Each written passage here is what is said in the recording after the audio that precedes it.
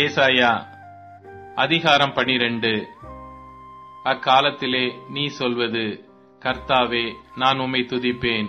நீர் என்மேல் கோபமாயிருந்தீர், ஆனாலும் உம்முடைய கோபம் நீங்கிற்று. நீர் என்னை தேற்றுகிறீர். இதோ தேவனே என் இரட்சிப்பு. நான் பயப்படாமல் நம்பிக்கையாயிருப்பேன். கர்த்தராகிய யெகோவா என் பலனும் என் கீதமுமானவர். அவரே எனக்கு இரட்சிப்புமானவர். நீங்கள் இரட்சிப்பின் ஊற்றுகளிலிருந்து மகிழ்ச்சியோடே தண்ணீர் மொண்டு கொள்வீர்கள். அக்காலத்திலே நீங்கள் சொல்வது, கர்த்தரை துதியுங்கள், அவர் நாமத்தை தொழுது கொள்ளுங்கள். அவருடைய செய்கைகளை ஜனங்களுக்குள்ளே அறிவியுங்கள். அவருடைய நாமம் உயர்ந்ததென்று பிரஸ்தாபம் பண்ணுங்கள். கர்த்தரை கீர்த்தனம் பண்ணுங்கள்.